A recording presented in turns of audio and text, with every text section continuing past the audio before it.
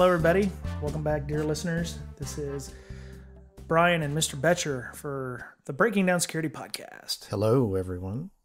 Thanks for listening. That's right. Oh, wait a minute. That's at the end. You're supposed to say that at the end, not the beginning. Okay. Great. My notes are backwards. Crap. Yeah. You reading them in the mirror or something, so they're all backwards and everything? Yeah, I think that... I don't know. Great. Okay. Well, think of what he just said, but in about 45 minutes or so. Anyway. I know this is going to be old, but I'm really happy today. My Chargers lost miserably bad, playing against the Dolphins. But any day that the Donks, the Denver Broncos lose is a good day. Nice. It's a good day. Your consolation prize, right? By the time people hear this, is going to be 3 weeks in the future, so nobody's going to care. And it's going to be, I may even cut this out. I may not even make it in the audio. So, Mr. Boettcher, what did we decide about talking about today? I think you mentioned something about active defense. Active defense. Oh my God, we're going to hack the hackers, are we? Oh. So, yeah, you say that, but I'm not sure that's the proper, context. Hacking the hackers, right? That is correct. I'm being facetious. I forgot that there was when we suggested this, that the week of doing this podcast, there was a training session by John Strand and the folks over at Black Hills Information about their ADHD, the advanced hell. That's what I get. You know what? It's just some days it's just more active. Okay, defense. so it's active defense, harbinger, distribution. It's that first D that gets me every time. So yeah, I thought about it, and then I remembered, oh yeah, this is coming up this week. So it was a great kind of thing that fit together, to talk about active defense and some of the tools that you can use if you wish to. It's not hack the hackers, because one of the things that you're going to find out is if you hack the hackers, you're actually no longer a good guy. Just because you think you're being like Robin Hood and hacking bad guys, that doesn't necessarily make you a good guy. Yes. It's a bad concept. I mean, it's not a bad concept, but it's definitely one that is foreign to some people, considering these days you've got white hat hackers who are accessing sites and servers that they don't own and running code on them, a la the shell shock vulnerability, like we heard last week in your micro interview with Kevin Johnson. Yeah, maybe they're called gray hats instead of white hats at that point. Yeah, exactly. Or they're maybe even, jailbirds that haven't been convicted yet. Anywho. So, yeah, that's it's a sticky subject if you hack someone who you believe is hacking you, because what if that machine that you believe is attacking you is actually a compromised machine, not the actual attacker's machine? So that's right. Perhaps it's your boss's machine. He's working from home, and he, unbeknownst to you, or unbeknownst to him, is attacking your, network. So you go in Format C, and you just deleted that presentation he was working on, that he was going to present the next day, and tell everybody what a great employee you were. Yep. Or worse, the attackers are going through a Tor node. So some poor guy in Texas is getting he's running a Tor node out of the goodness of his heart, and the bad guys are using it. And if you attempt to attack an IP address that looks like his, you could actually be, tried under, well, I guess less CFAA, Computer Fraud and Abuse Act charges have been levied against far less. So you could be charged for hacking a guy that had nothing to do with hacking your company, other than just having them, having the Tor exit node that was running it. So the thing that I wanted to stress, and I'm going to make a lot of comparisons and a lot of references to the training, so we're going to put a link to that in the show notes, is the fact that it's not about revenge. And that's one of the things that I came away from the training today with Mr. Strand and the folks over there. You don't want to do this to go, you know what, you stomped on my dolly and now I'm going to make you pay. You don't want that, because that doesn't do any good for your image. Because if you're doing it for revenge, then are you any better than the people who are hacking you? Yeah, it's kind of like fighting, but your hands are tied, right? You can't punch back. Yeah, and I think that's the whole concept of where active defense came from. You've got people who have been on the defensive for so many years. You keep hearing the idea of, the bad guys only have to be right once and the defense has to be correct every time. So, the idea of being able to have attribution for the people who are attacking you in an effort to perhaps go after them through other means, through legal or, if it's a hacker, to be able to give their as much information as possible to law enforcement types, or to the State Department or FBI if it's overseas. You want to be able to gain as much information. It's almost like doing reconnaissance on a target, but the reconnaissance is coming from the other end. So the guy who may have hacked your site will actually help you if you have the right tools installed. And one of them you can use is the ADHD ISO. It's a Linux distro based on Ubuntu LTS. So it's, I believe, 12.04. And so it's got long-term service, a lot of patching. And, you can use it to get recon on the attacker, or, we're going to stress real quick with this. ADHD, if you're going to attack the attackers, you must have a warrant, or, have a, legal document saying that you can do that. You must have permission before you do it. Like every other penetration test, you must have permission to be able to do that. So I was reading this week on active defense, and I came across this one article that said there's about 50 different active defense applications out there. I think it is between 50 and 60. So there's a lot of choices. Not, you mentioned ADHD. That's one of them, but there's a crap ton of them, and I have no idea what all they are, but I did do some research on a few. Hey, send me that link. Did that article have those things inside of it, or is that just like... No, it didn't list them. It just said there's about 50 or 60. Yeah. So I don't know where they got the number from. I'm assuming they Google searched it in whatever application. Maybe they're full of crap. But could you say that Snort is an active defense tool? Maybe. I would think it's more defense than actively getting attribution. That would be a detection thing more than a defensive thing, I'm thinking. Because IDS is detecting traffic on the network. Sure, but you can... let's see, active defense. Well, Snort is a passive type of system, but what about your... web app firewalls? That's not passive, right? You can actually cut off things. So maybe that's part of that. I don't know. So it's actively messing with the traffic going in and coming out, just like an IPS, I would imagine, would do the same thing too, where the traffic comes in, it gets modified accordingly.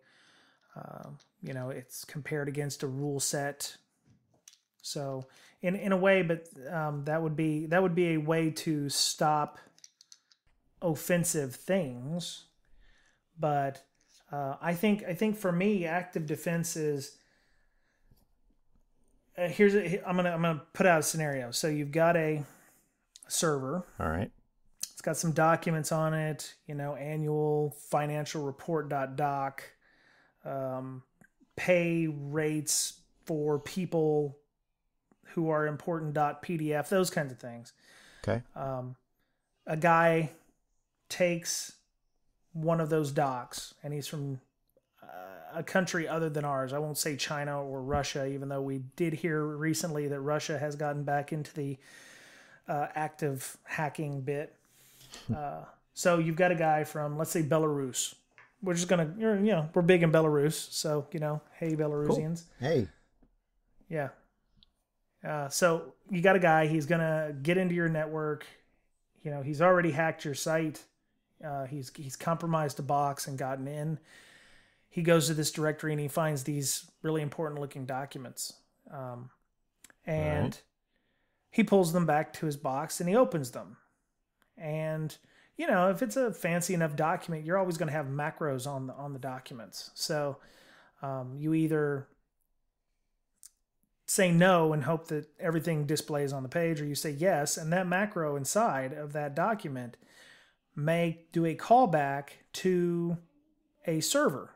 Say a server that you have at, say DigitalOcean. I use that one because it's a cheap VPN and hosting service. Then you get a report saying, hey, this document's been opened from this IP address, because even if you're running it over Tor, there's a way, there are ways to make sure that it will broadcast the IP address of the host that opened the document in the first place. And, that's one of the things you want to do if you're going to do active defense. You have to put your system in such a place so that if they're hassling you, it doesn't bring down your production boxes. If you're going to do, say, honey docs like those, or what's the other one that I saw? Yeah, it's just not it. You can do honey pots, of course, or honey networks, but you want to make sure that you're not able to, if the hacker was to find out that document had some kind of macro in it that was given the IP address, you don't want it to be attributable back to you. You want it to, you got to have proper OPSEC when you're doing these kinds of things. So isn't active defense just distributing a honeypot? I mean, what's the difference? Well, I mean, honeypots are a method to, hamper the attacker. If you've got, isn't that just what isn't that what ADHD is? It's kind of a honeypot. Well, you can run honeypots on it, and there are programs on ADHD that will allow you to set those up if you want to. There's even one that, what was that called? Honey Ports from Paul Asadorian from paul.com Security Weeklies. There's a little podcast that some people know about. Yeah. It uses almost like a netcat to open, let's say you want to open port 2222 on the server. And somebody starts scanning your box and it sees that port 2222 is open. So they telnet to it to attempt to make a connection. And they make a connection, and it works really well. And you can SSH to the box. I'm not explaining this right, because they gave you're going to have to watch the video for this training, because it was really awesome. Because what they did was they put port 2222 open. Okay. And then you came from an SSH prompt and you logged in, and it looked like you logged in. Like there was an SSH daemon running on the box. Okay. And you could run commands and whatever.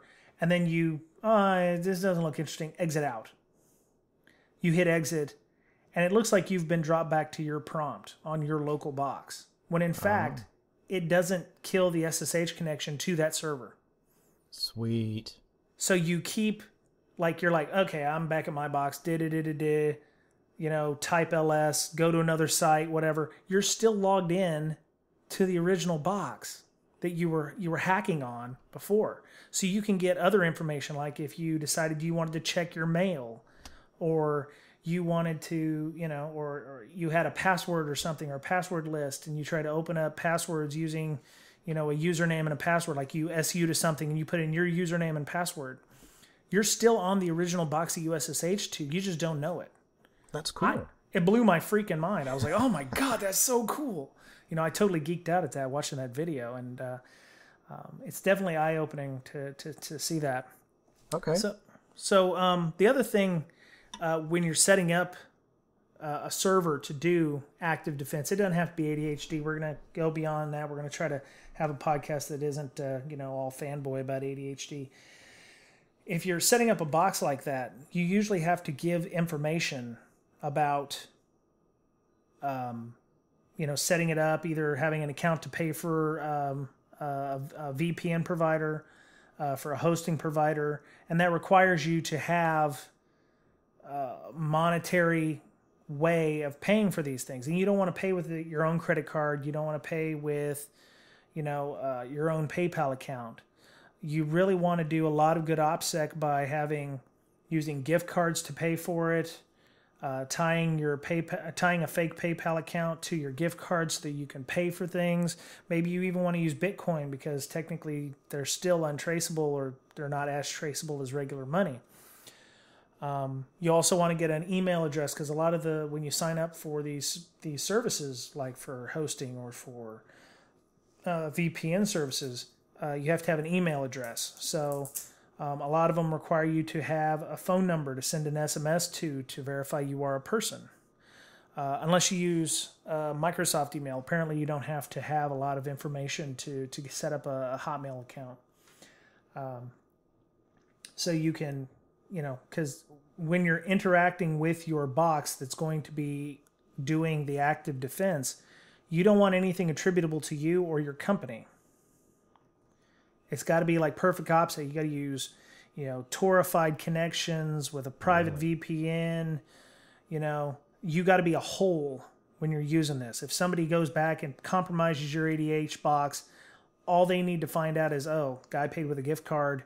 Okay, on a PayPal account with a fake email address on a burner phone. That's all they want. That's all you need to be able to see. Don't even use your real name and stuff. You got to be real, sly with this stuff, because if they can trace it back to you, then, they'll know you work for company X, and, it could be more detrimental to you in the long run. Okay. Well, I'd like to talk about one cool free tool that I discovered. Okay. And it's called Artillery. It's a free Python app. I love Python. I am so trying to learn that as quickly as possible. Awesome. There's really nothing you can't not do with Python, I think. Nothing you can't not do. Cool. We're Americans. We don't have good English here. Well, that's a triple negative, which means it's just a regular negative, right? They cancel each other out. So that's true. I get what you're saying. I smell what you're stepping in, man. Oh, goodness. So what you do with Artillery is you take one of your production servers and you install Artillery on it and you run it, and you can configure dummy ports on that server. Let's say you have a database server and it's running a database on port X, and maybe you have SSH on port Y, and maybe you have something else running on port Z. So you have 3 ports open. Well, you can configure Artillery to open up other ports, say A, B, C, D, E. If anybody runs a port scan or tries to connect on A, B, C, D, E, Python or Artillery is going to note that, flag it, and kind of do whatever you want to. It can send an alert to your SIEM or your log correlation engine. It can send you an email, do whatever. So it'll basically take the server that you want, that you have sensitive data on, you're trying to protect. It's one of the core functions of your business, whatever. You install this on it, and it basically creates a mechanism by which, if anybody tries to make a connection that this server wasn't designed to do. Mm-hmm. Maybe you open up port 80. It's not a web server, it's a database server. So if anybody connects on port 80, you're going to know about it. Okay. Yeah, that's important. That's even very like important. an nmap scan, something like that. So it takes what you have already and just makes it a little more safe, kind of obfuscates it a little bit. Okay. So that's pretty nice. So it opens a port on port 80. So if you... Whatever ports you want. If you want to make it look like a Windows server or whatever. So what's the output look like if somebody was to connect to port 80? Does it show a web page, or does it just try to... Is this like doing when somebody's doing like a nmap scan of your boxes or something? Yeah, like an nmap scan. Nmap's going to try and make a connection to it or see if it's open. And then it's going to say, somebody's trying to connect on this port that doesn't even exist. So it's going to send you an alert, and you'll know about it. So if you have several of these, you may get several alerts, and you can correlate those. Maybe it's just a guy working on your network, or and he accidentally tries to connect to this IP. Maybe it was a mistake. That's okay. But if somebody runs a scan of your entire network, then they, or if they keep trying to connect to that port over and over, maybe they're running OpenVAS against it or something, it's going to flag that. So, Okay. So that's artillery, a really cool tool, and it's lightweight. Why do you want to put so you're putting artillery on your production boxes? Yep. Okay. And okay, so yeah, that would be good. The only problem is that would make if you were scanning your own box, you would want to deactivate artillery for your scan. Otherwise, sure. And artillery has a whitelist. It has option. a whitelist. So from a certain IP address, it will allow that. Yes. Oh, that's pretty fancy. Oh, and it will also, if it gets connections from a certain IP on those dummy ports, it will actually configure IP tables to block any connection from that IP address going forward. Okay. So if an attacker gains access to your internal network, runs a scan just to see what's out there, it might hit port 80 on that box. Artillery is going to see that and go, okay, you tried to hit this port. I'm going to block you from connecting to this server at all. So it's like... How does it add you to like host deny, or does it add you to IP tables, or does it do both, or... I think it's IP tables, where it just says, no more connections from this guy. Interesting. So basically, if you install this on all of your production systems, somebody does an nmap scan of your entire network, they're not going to see anything aside from, I see a connection there, but I can't ping it. I can't even run the same nmap scan. I'm being blocked. Okay. So it's a good way to hide your systems. Now, it may not last long, but at least you'll know where the attack is coming from. You'll get alerts from it, and you'll be able to do some manual defense at that point. Okay. Yeah, see, that sounds a lot like the honey ports that Paul Asadorian was using. It creates it opens a port, and once you connect to it, it will then disconnect you and block your IP address from doing anything else on that host through IP tables. And the only way to get it is to flush that out. Right. Wow. Okay. And it's free. So there you go. I love that, especially with Python. So, one of the tools that I've used in the past and I found out was on ADHD was one called deny hosts. When I was running a web server for OpenBSD, I wasn't running a web server for BSD. I was running a web server on an OpenBSD server, and I was, I had it in my home, and, I would go through the logs and I would see, somebody trying to connect to SSH on, from, 10.something.something.5 or whatever. Well, that's a bad example. So like 65 something. So, and would try hundreds of host names, or not host names, but, usernames because they were trying to brute force my SSH.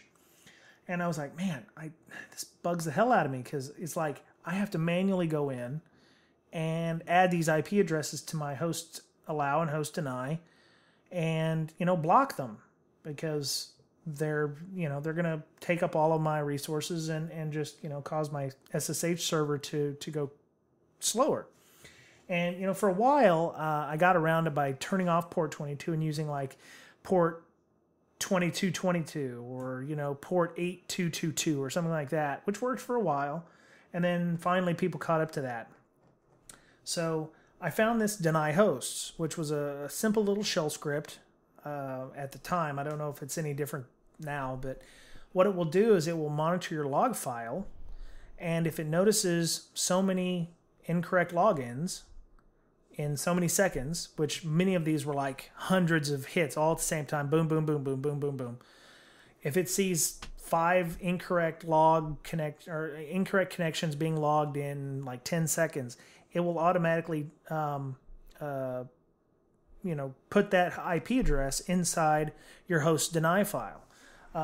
And you could even tell it to tar pit that for say 25 minutes and then unlock it. So in the event, like myself, sometimes I would log in and I would log in incorrectly so many times, like 3 times, it would tar pit the IP address I was trying to get to for a half an hour and then unlock me, basically, like an account lockout function on a host system.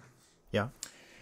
It works really well. You can even have it permanently block after so many times. So if you've tar pitted it once and it's noticed that you've tar pitted it before, you could have it perma block, that kind of thing.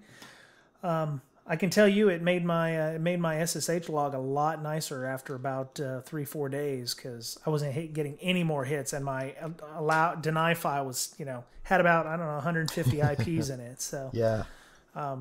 But yeah, that was a nice little program that I used to not necessarily active defense, mind you, but it was a nice way of protecting your information and protecting my little bitty server with my slow internet connection from being even slower. So, speaking of tar pits, by the way, tar pit is something you use to slow an attack down. That's right. Literally what the name means. Yep. I found this program called Nova. Nova. And so it basically, now it's open source. I haven't looked for like a download or whatever, so I'm hoping we can provide a link at some point. But it's this program that you create a bunch of virtual hosts. So it's like a bunch of honeypots. The way you would use it is, say you have a particular subnet with 64 hosts that you're using, and they're interdispersed or whatever, and you want to fill up the rest of that subnet with virtual honeypots. So basically you can fill up, let's say you've got a /25, you're only using 64 of them, you want to fill up the rest of the 128 block, you'll just create 64 honeypots, virtual honeypots, using Nova. So that way if someone runs a scan of your network, they'll be scanning these honeypots as well. So Nova will actually determine that that's an attacker, and it'll alert you to that fact. And Let what me you ask can you also something. do, okay? What does Nova stand for? Is it an acronym? Yeah, it stands for not very active something. No, I got you. I'm gonna help you out here, brother, because I did a Google search while you were helping to explain that, and you did a really good job too. There's a SANS paper in the SANS reading room.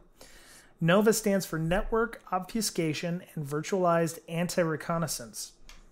Anti-reconnaissance. Anti-reconnaissance. Isn't that a big term, man? So yeah, you're right, and it works really well. It's a SANS paper from looks like Josh Johnson was the author, we may want to have him on when we get to talk about various things with this. 2013, so it's relatively recent paper. I'll keep an eye on that. And okay. And what you can also do with Nova is create, you could tar pit as well. Mm-hmm. Yep.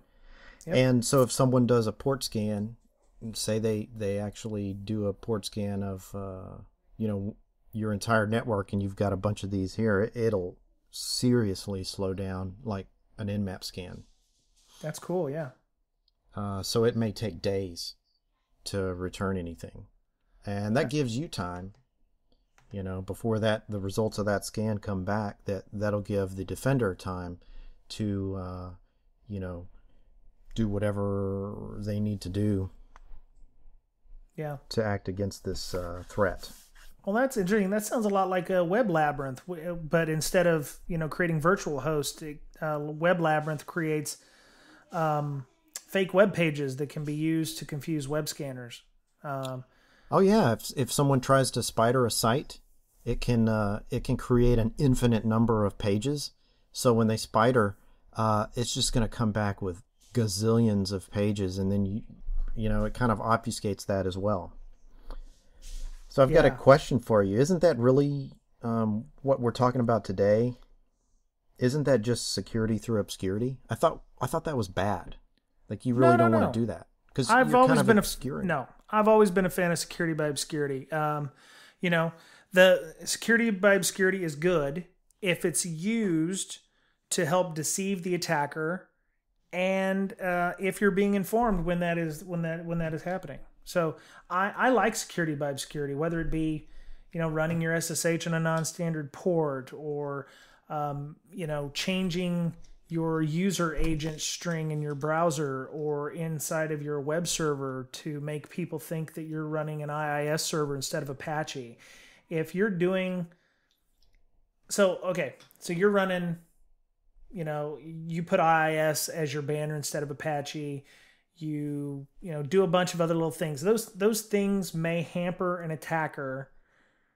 Let's say he does a scan. He says, "Oh, it's an IIS box," and he does a further scan. And he's like, "Oh, wait, that was an Apache." He may spend a couple of hours running every IIS vulnerability he can find on your box, and it will fail because it's an Apache box.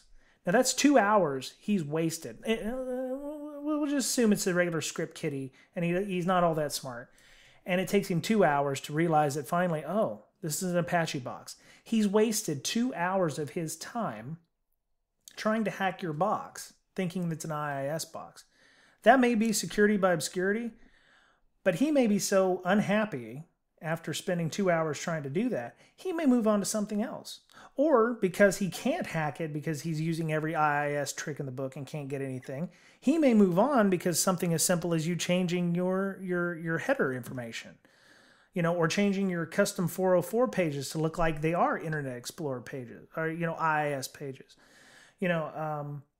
adding the artillery for ports, or the honey ports bit where, you make those connections to, set up, anything that you can use, like Web Labyrinth or Nova for actively discouraging. Anti-reconnaissance. Actively discouraging the attacker, by passive means if necessary is really great. It will do probably as much or more by than just regular patching or using your SIM to follow logs. Obviously patching all of your systems to make sure they're up to date on all the security vulnerabilities is helpful and will help a determined attacker. But at this point, I think it's more like they rate safes and stuff by amount of time it would take for a determined attacker to get through. So you have your safe is 30 minutes guaranteed or whatever. And 30 minutes means a determined attacker, it'll take him 30 minutes to get in. If you can make it so that your network is like a 2 hour, guaranteed minimum to get in, then, if you can see any of those attacks happening on a log server, then you can go, okay, he's pinging the outside. we need to make sure that, we've got everything up and running. Our incident response is in place. They're actively attempting to attack us. The clock is ticking. Okay, he's attempting to do IIS stuff on our Apache server with it. Okay, so we need to do something to block him, add him via deny hosts or, I agree with you, but you have to be logging or detecting in some way. If you're going to obscure something, don't just obscure it and then leave it there. Yeah. Because a determined hacker is going to figure that out. Like no, exactly. If you make your database server, which is running, I don't know, MySQL, and you make it look like it's an Oracle server, eventually that's going to get found out. But as the attacker's probing it, you need to be detecting their probes. Exactly. Right? Yeah. If you don't, then you've just wasted, like you said, 2 hours. You just wasted your own 2 hours for no reason, right? That's right. Yeah. If you're not doing what's necessary, and we talked about this with Michael Goff. If you're not monitoring your own network and making logs reviewable as a process, then you're going to get malware, you're going to get breaches, you're going to get those kinds of things. So having a SIM that works, having your network properly logging everything, both from the infrastructure and from the servers, can often be a great way of heading that off. And, you may not want attribution. You just may want to, play, the enticement game. Enticement.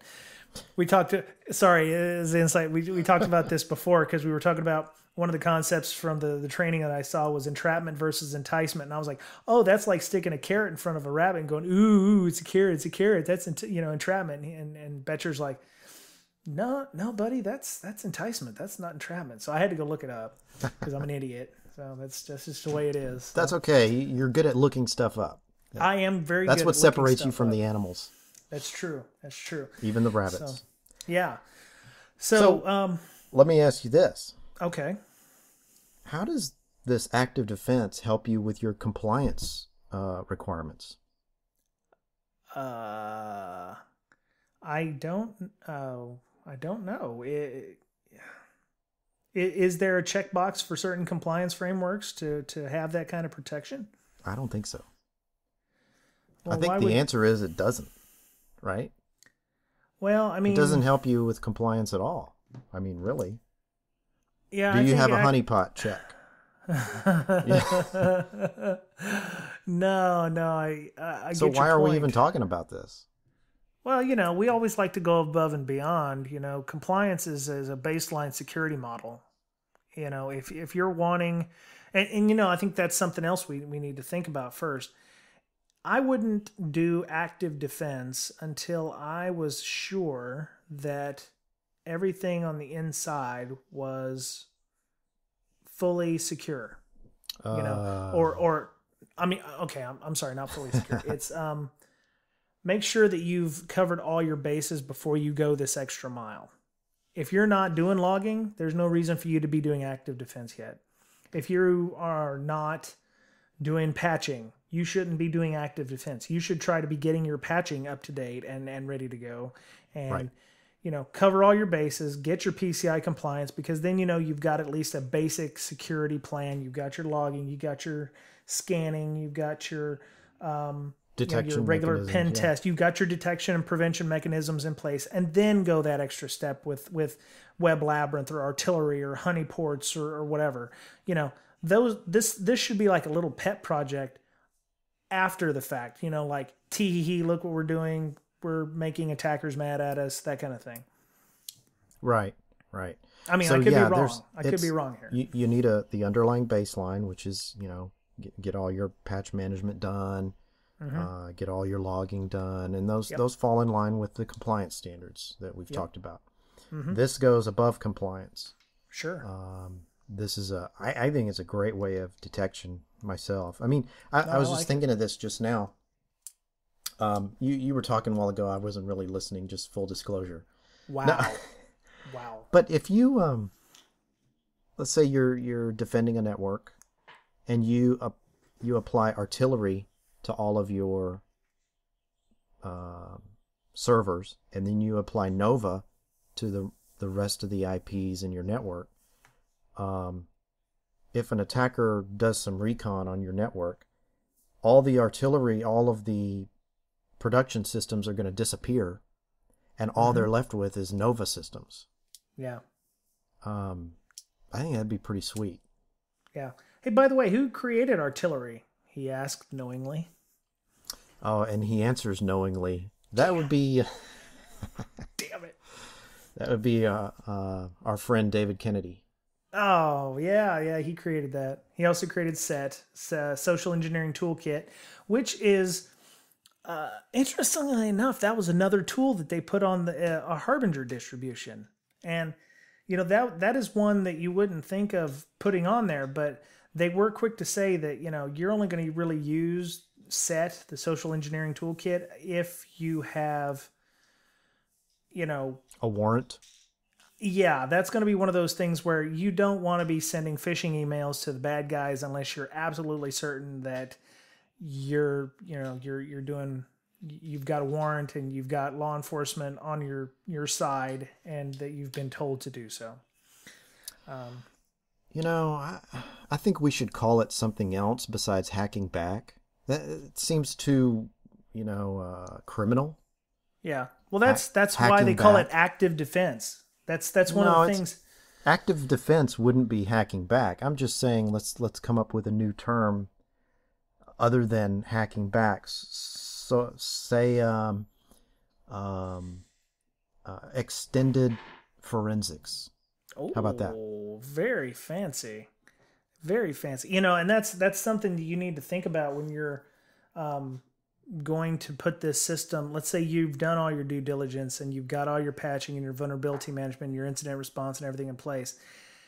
You're going to want to set this up, but you're going to need management buy-in. So how do you want to discuss with management to go, I don't want to put artillery on the boxes?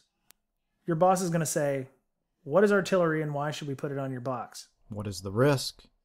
All those questions are going to be asked. Okay, but what does it do for us? What is it going to do for us?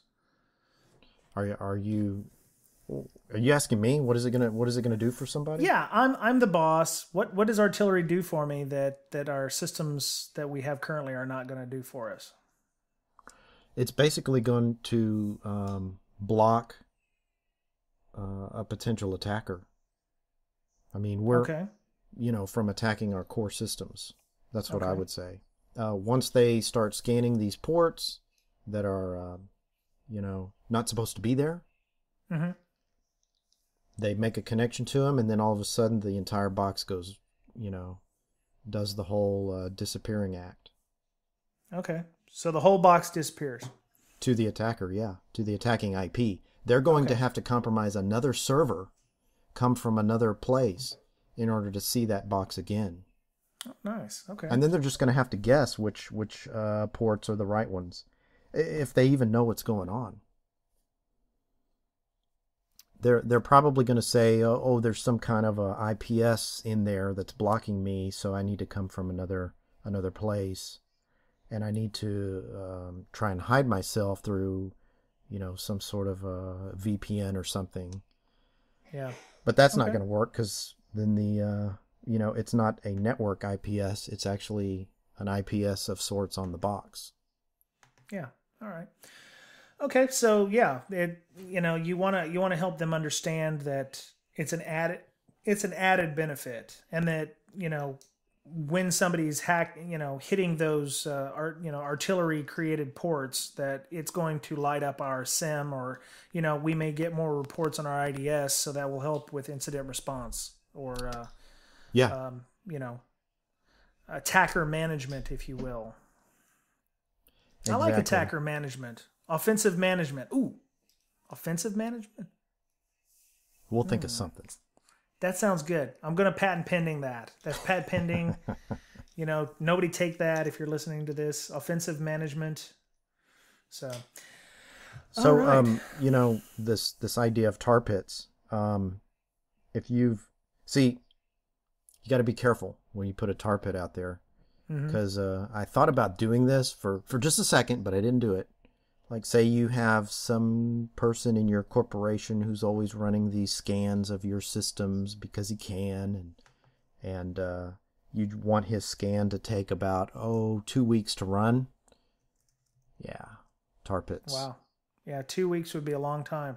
And especially with because the idea is it's like it goes in a circle. So you've got one port that really connects to a socket on another port, which connects to a socket on another port. Is that the idea on how that works? I think it just uses the maximum amount of time, the time to live, and it'll send like a crap load of data through there. And if their scanner needs to scan all 65,000 ports, it's going to take a long time. If you run Nmap against one of these Nova systems with tar pit, it could take about, I don't know, 5-6 hours to run if they scan every port. Yeah. Wow. Yeah, that's and again, that's hassling the attacker or making yourself, making your, it's a hardening thing. You want to make yourself a hard target. You want to make yourself not worth the effort. You may be a Fabergé egg and they may want to have you, but they're going to have to work a lot harder to be able to get into you. Sure. So using things that will hassle them or, cause their vulnerability scanners to take for freaking ever is always a good thing.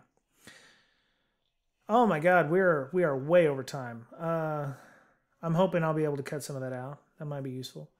So, you got any other things you want to talk about, Mr. Boettcher? No. I mean, as much as I'd like to hack back, we keep going back to this hack back. Yeah. Again, you don't know if the attacking machine is actually the criminal or if it's a hijacked machine. So you got to be careful. Yeah, that was it for this week. We're really, really happy. The month of October was another record-breaking month for us. You guys really seem to like our content. We appreciate all the new listeners and people who are taking an interest in the Breaking Down Security podcast. If you want to, engage with us on Twitter, you can do the hashtag BrakeSec, BRAKE-SEC. I'm on Twitter at Brian Brake, and Mr. Boettcher is Boettcher Pwned, BOETTCH, Pwned, PWNED. We're on Facebook, facebook.com/BreakingDownSec. We got we just hit 4,600 on the followers, which was awesome. And we're on Ello. If you look me up, I'm Brian Brake. Mr. Boettcher is B. Boettcher. B. Boettcher. There you go. If you're on Ello and you want to connect to us there, that's awesome. Not a lot of content yet, but we're definitely working on making that happen. So if you have any comments, questions, or suggestions, you can email us at BDS, that's Bravo Delta Sierra, .podcast@gmail.com. And that was it for Active Defense this week. We'll, we're looking at maybe getting somebody on who could do an interview with us about it. It's still in the little preliminary stages, but we do want to talk to somebody smarter than us about the topic. So hopefully in a couple of weeks, maybe we'll have that on, and we'll have somebody who can talk to us about it. So that was it for the week. Hope you have a safe week and come back and listen to us again real soon. Bye-bye.